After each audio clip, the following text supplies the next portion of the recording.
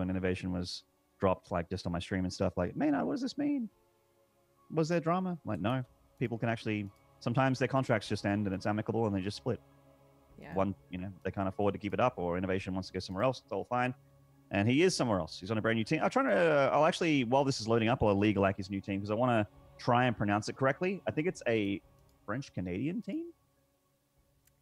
I don't know anything about it, unfortunately. I know they're pretty legit for other games, but I don't know anything about it. I'm looking it up right now. Come on, Australian internet, you can do it.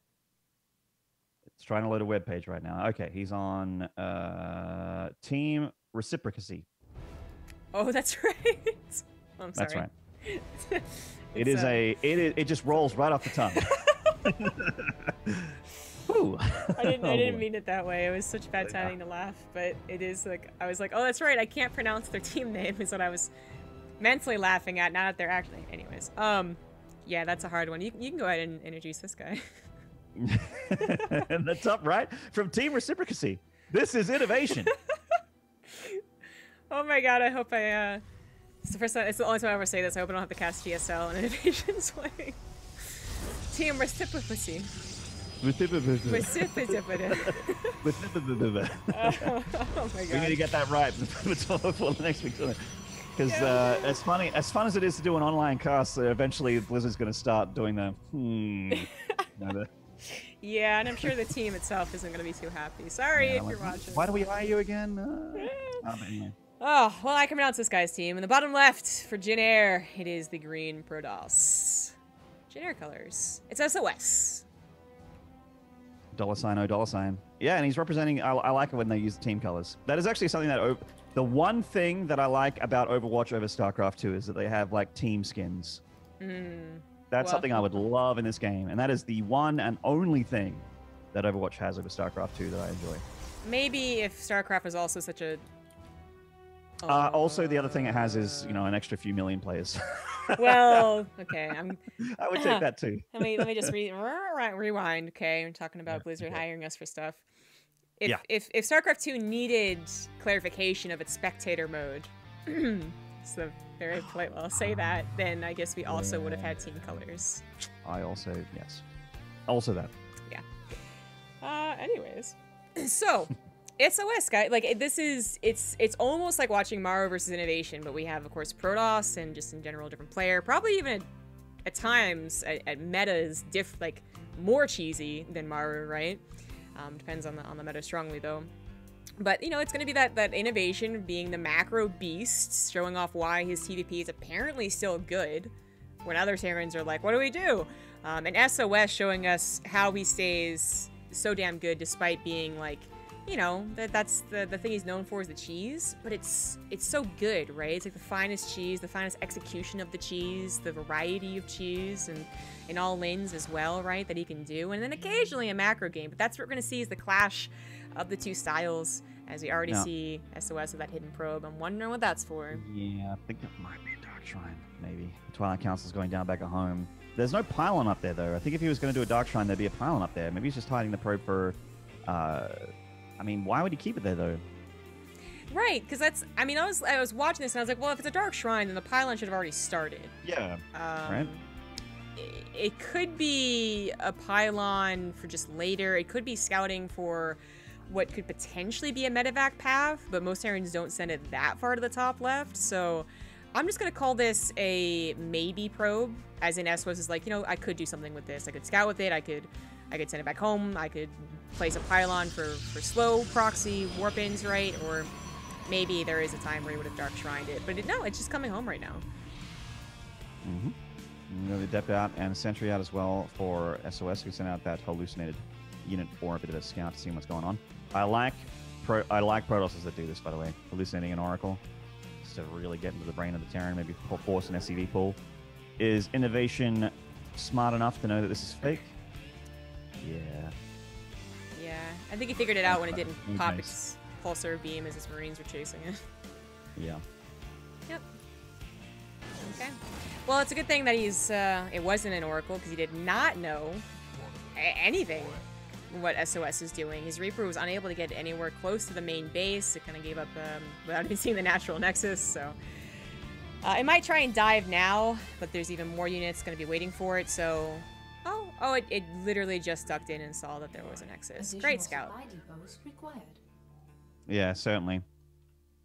Getting a lot of information here. The Reaper is still alive, which is fantastic as well, and actually tough to do when you get up to that third Nexus as Protoss. Terrans generally would get a little bit deeper with that Reaper. They like to bite off more than two, and I'm not just talking about myself here. A lot of Terrans still do that.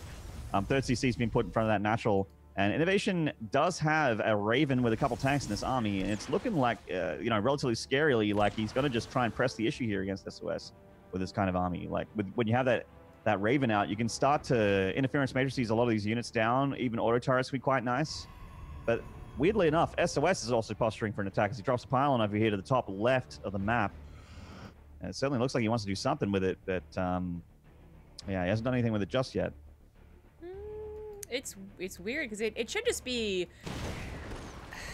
Actually, you know what? It could be a very long con. You know what? Okay, yeah. I mean, the Stalkers are doing what they should be doing, is what I was going to say, and then I had to think a little while. They're doing it. They're checking on the army. They're trying to get it to siege up if it really is going to be a push. All the good stuff that Protoss are supposed to do. But the pylon could be for much later. Once you deflect an attack like this, you typically have charge if you didn't already have it to deflect the attack. And the Terran can recover from losing this army. Ooh, I see he's being brought too. Sometimes it takes like 30 seconds, and if you have a proxy pylon, that could be the difference. But we'll see if he even is able to deflect this attack. Already grabbing a Cyclone, that's nice. That's not too bad. We do have that Banshee and Raven being pretty annoying here, and Innovation did not get cloaked, so this is just a straight up regular Banshee, so it's kind of made of paper, doesn't have too many hit points, but does do a lot of damage output, and SOS's army is straight Blink Stalker here, and a lot of Protosses have a hard time against Terrans with just Blink Stalker. There comes some auto turrets. The Banshee offers some DPS from the sky. Big, immediate pro pull here from SOS, but look at this damage output. Yeah, that was... Oh my gosh, that looked so easy for Innovation. So a couple of things happened there, and SOS is pretty dead. Sorry, he's still sticking in it. Well, maybe if he was like 8 charge, that's coming from 2 different directions, but it looks like he's pretty dead.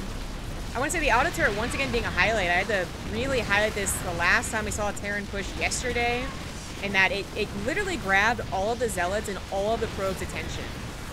All of them went into a big old inefficient circle on top of that auto turret, leaving the Stalkers alone for the easy peasy target fire of the tanks on top of them. And that is what the tanks want to be able to hit, is specifically the Stalkers without taking any damage from any charge lots. So that was just like a perfect execution. Innovation was allowed to get up close and personal before charge was even done. And that auto turret is really... It can be such a killer. And I even wonder what Protoss are thinking about that auto turret, because that's the second time in like 24 hours that I've seen that be the killer. I mean, the great thing about the Raven is that all of its abilities are useful now. That wasn't always the case, but right now all of its abilities are really, really quite wonderful. You only need 1 or 2 in your army, and they can really turn the tide. Auto turrets have a lot of hit points, and their damage output is not too bad. Like, I think the main reason that auto turret came out was just to draw the fire of those charge lots and probes away from his stuff, which it certainly looked like it did in that engagement. You know, you have a choice. Like, do I armor shred all these units and mince them? You know, make them easier for my Marines, or do I auto turret? I think auto turret was definitely the correct choice there. Make a bit of a tougher Sim City kind of almost while drawing the attack. You know, if you aim move, they will generally prioritize the auto turrets over the bio of the tanks. Yes, auto turret has I want to say it has the highest priority of any unit in StarCraft. That I'm not sure of, but I will say yes, you're right. I haven't gone in and like literally looked at the numbers, but the way that it usually plays is that it always draws the focus over anything I've ever seen from the Terran otherwise. I mean, I guess I'm not paying that close attention. There's like battle cruisers, but yeah, I think that it does. So that's a really top tier play, is to abuse specifically the threat level, because it's also just like a bit of damage left unchecked and an extra DPS, right, that you wouldn't usually have. But it's good. We'll see if Innovation has an attack like that set up again. You know, there's some other games where you see a very similar attack that gets absolutely just squashed. So I don't know if we'll be depending on it. He is mixing things up already by doing this little fake proxy. In the bottom right, it is the blue Terran, Innovation. Yeah. This is something that was sort of around towards the end of last year, you know, trying to force a overreaction to the Protoss. but not actually proxying. In the top left, currently down in the series is Generic Greenwings' SOS. And keep in mind that this is not match point. We are in best of 5 territory. This is the round of 4 in the winner's bracket. The winner of this series has got a free seat in the round of 24 of IEM Katowice in the group stage. Be much nicer to win it here. Some people were, discussing what time it is for Korea and whatnot. They are playing on the Korean server because they both agreed to it, which they would logically do. They also are playing at a fairly decent time. I mean, as far as the gamer stereotype, I suppose it's not decent, but as far as, when you gotta play all the tournaments, you gotta play all the tournaments at any time, like, that's actually probably okay for a lot of these guys. It was They would have to have been up at probably 6:30 a.m. to have breakfast or whatever to be ready to play if they are the kind of eat breakfast, This tournament started at 7 a.m. in Korea, I think. Yes, I think that's exactly right. So it's really not that bad. And if they were forced to play on NA, say like Need continues to go on, Scarlet, whoever, then it's also really not that bad a ping. Also, Scarlet's in Korea, so that wasn't a good example, but you get my point.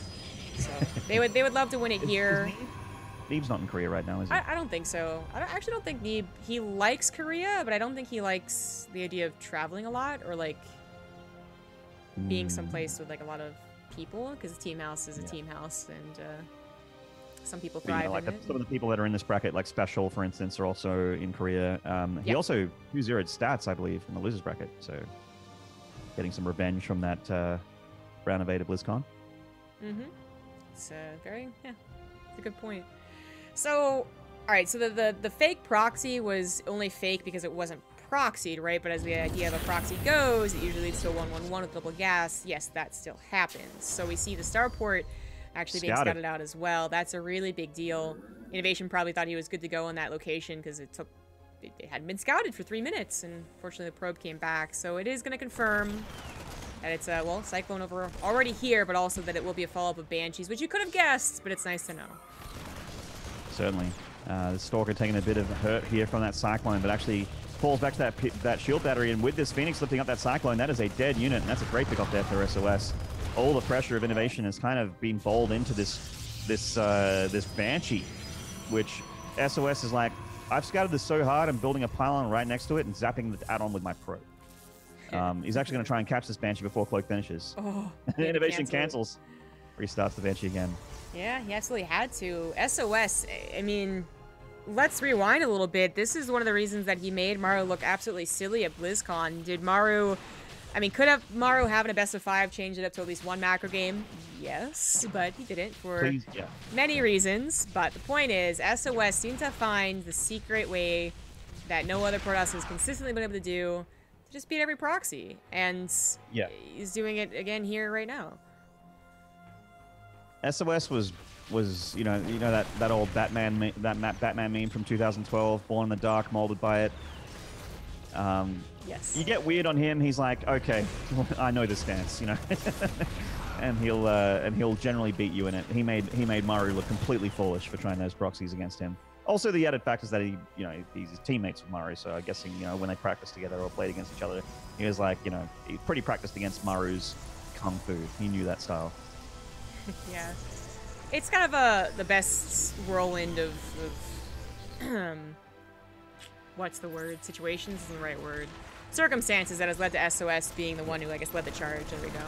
So he's been able to slap down Innovation's attempt to throw him off really, really hard here. But Innovation might still be able to recover because he didn't truly proxy the buildings, especially the factory. That usually means you have a bit of a macro game to go off of because you have the ultimate safety building, which is the factory which builds the Cyclones, right? So he survived. It wasn't like an instant kill, but now SOS is like, well, I don't have to worry about very much. Maybe a tank push in some time, but maybe Sim's not going to be done for quite some time, and it's not even started. He goes for Combat Shield first, so we're probably going to see that worker increase just, very, very steadily and easily. SOS also adds on all of his tech, the usual stuff. Innovation still just stays a little holed up in his base, unable to do much about it. Yeah, certainly. We're straight up Marine tank here from Innovation. The fact that he's going for Combat Shield first means to me that he wants to go for something a little aggressive on 2 bases here, and try and just forego Stim for just going for a bowl of units that can't really be stopped. SOS is coming across the map. I really like this idea. I mean, combat shields, there was a time even where people would be like, if you're under attack, make sure to get combat shields first, right? Now it's like, well, just try and pull it out until stim. But combat shields does add a lot to a push like this. He's once again bringing the SCVs. No Raven, though, and that was a big reason why he won. Also, SOS did scout the attack, at least on the way, so he has not put everything into probes. Ice scans and sees it. That Stasis Sword actually could have meant the end of this push here from Innovation, but considering he got scouted, those Phoenixes are going to be quite nice in this battle. They lift up that Siege Tank and they take it out of the fight. The Cyclones are also eating a fair bit of damage here from the Zealot, but the SCVs are keeping it alive, and ooh, that tank's still alive too. Holy crap. Yeah, I can't believe the SCVs actually did it. That is so important. Now, there's still a lot of Phoenix, so I'm thinking that won't, you know, add a lot of damage here, but here comes a third tank. Reinforcements are not, actually, not really being stalled out. Phoenix are going to go for the lift, and they're going for the Liberator immediately. Now, an alright pickoff, but the ground units are definitely the scary part here. Oh, that's charge on that Twilight Council ZombieGrub. Uh-oh. Yeah, not a great position for the Twilight Council, or even the Forge here. Plus one armor. Probably not going to finish, especially if the Cyclones just bother to target that down. Well, lifts up these tags, and that's going to help out, but this is the last chance here for SOS to hold on in this game. The Pro Pool is going to be all right here, but there's still so much Terran remaining, and this rally of units across the map.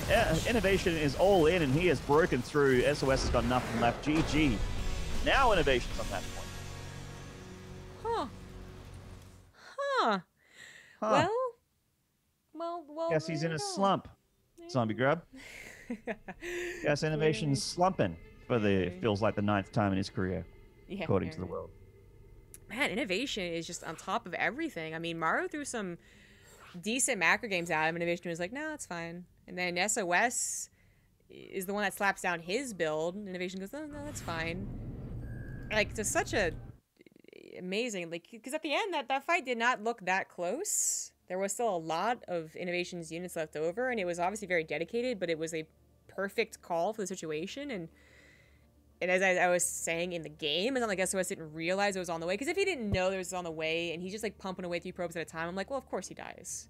You know, he saw it with a probe, and he had some time to try and prepare, and it's still, with Phoenix as well, which are usually great against, and I'm just like, oh, okay. Like, let me do that in my game. You know, 2-base all-ins aren't a new thing from Terran, but it feels like SOS is just trying to get used to this style from Innovation. Like, it's just something that he's not, he doesn't seem like he's prepared well enough for. Like, he's getting the things, but they're not quite done in time, or he doesn't quite have enough, or, you know, or there's a unit that he doesn't seem to be expecting. Like, for instance, in game 1, I really think that the Raven kind of messed with him there. The Raven wasn't involved at all. I think he holds that attack. In game 2, it just felt like, you know, he was like more scared of the Cyclones than anything else, when it was really the tanks and the Marines that killed him, you know? I don't know. It's kind of hard to say, but it's hard to look good also in StarCraft 2 when a player just gets a great attack on a player that just doesn't seem ready for it. So it looks a little bit more one-sided than potentially it could be. Yeah, I mean, you're making, like, all these great points. I'm just still, the sound of Innovation is making it look like it's almost like even pre-planned. He's like, you know, I didn't actually care that my Banshee couldn't be made. I actually don't care that my Cyclones didn't do any damage. You know, that was fine for me, where sometimes you'd see the flexible Terrans be able to make something of it, but to make it look like it was on purpose, I don't know. I guess this is why Innovation is currently being the savior of Terran, is that people are saying he's still doing rather well against them. We see a Protoss lose. It seems to be against Innovation when they're streaming, so on and so forth, so... Can't give this guy enough praise, but we'll continue trying. The top left, up 2-0. It is the blue Terran, Innovation. That's right. He's on match point here. 1 map, and if he wins this one, he'll be going to Poland to the round of 24. And the bottom right, this is Junior Greenwing's SOS. And even if he gets beaten by Innovation here and gets knocked to the losers bracket, I actually would not be surprised at all to see him still qualify through the losers bracket. There's a lot of people down there that he can absolutely beat, has beaten before. It wouldn't be a shock to me at all.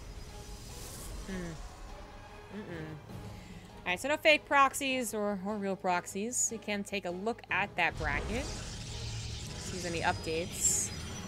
Haas is out. Kelazur is out. Fats is out, as you were talking about with Special. Still in shock. Yeah, that was in the loose bracket. Special actually going on a face Neeb. Yeah? That would be a really good one. And the winner of that goes on a face Maru. Ooh, lordy. Okay. We'll see. I don't think we'll be able to catch that because I believe the other semifinals is being held for the cast, but that would be a good one. Scarlett's out as well as the person who beat her, which was true. So I guess ZVZ was not her good matchup today. Oopsie. Wow. Oopsie. Yeah, it feels bad. Scarlett, the last time I spoke to her, she was saying she was feeling pretty good in the matchup, but it was a few months ago, I suppose. What can change in that time? Yeah, it really can. We once again have SOS with the probe scouting around for, I guess, innovations proxies, but maybe also to just stay there like he did in the first game, because he is also, again, going into that Twilight Council. I'll never know exactly what his plans are for that probe, but it's really scouting. He doesn't want to be proxied by a starport, I guess. Yeah, and fair enough, too, because that can actually mess with him. Like, it kind of decides what he wants to do. Although, SOS has been really loving these Blinkstalker openings, which are kind of like what you want to do against a starport anyway. It really feels like Blinkstalkers kind of suck against Terran. Like, they're okay for a little bit, but then they're not. You know, it feels like maybe going in a different direction. Maybe the robotics facility might be a better direction for against Terrans at the current stage of the meta. But that's just me theory crafting, and I'm not very good at the game. Yeah, I mean, none of us really are compared to these guys. It's hard, you know, because I also went through this whole thing with PvP where I was like, you know, Blink seems like something's a necessity, right, when you're beaten out by a Stargate player. But then, you know, it kind of falls off. And, you know, versus Terran, I guess it picks back up again when you're dealing with Medivacs or Vikings or Liberators. But I'm with you. Like, unless the rest of the game is played to perfection and all you're left with is Blink Stalkers, that was the first game. That was like easy peasy tank fire, right? Just obliterating most of them. So we'll see how it works out this time. A couple tanks and a Raven and a handful of Marines combat shield completed. It's certainly going to be happy to see an army of pure Stalker. And even in game 2, it felt like SOS maybe a little bit heavy on the Stalker count. Yeah. But anyway, Reaper gets a good scout there and gets on out, and also gets a couple probe kills thanks to the Hellion being with his army. And he's actually getting a Widowmine behind this as well. Innovations taken up back at home. A very similar army composition from the first game. And SOS, once again, with a very aggressive pylon. This one even more aggressive than before. And he's going to really put on the pressure here with 3 gates of Blink Stalker. Yeah. This can be tricky if you don't build a bunker. But you know what? Innovation is no fool. We are on a map, too, that does not have a ramp. So it's really not the time to be playing fast and loose. And he does, in fact, build that bunker. So we still have to repair it if they try and target fire immediately and you're not paying attention. But it looks like with the reveal of the 4 Stalker Pope, Innovation will be a little more on guard to that anyways. And with this tank. Yeah. I mean, the biggest hope here for SOS is to get like a huge ball of Stalkers and aggressively blink on that tank and pick it off. But even that is so ballsy. And it feels like, as crazy as SOS is, if he does that, I would still consider him a madman. Yeah. Like, you're going to lose your Stalker army, I feel like, more often than not. Yeah. So that third CC is placed in a very obvious location. Looks like Innovation doesn't care that it was scouted. He scouts that SOS isn't like truly all in with this anyways. Not that it really looked like it was the case, but you know, not confirmation. With the Nexus, I still kind of like the idea for SOS because, again, bring it back to the first game, you know, the Stalkers didn't look really that great, but it's because they weren't supported by charge lots. Charge wasn't done, the Zealots got caught in the auto turret, and there wasn't a lot of them.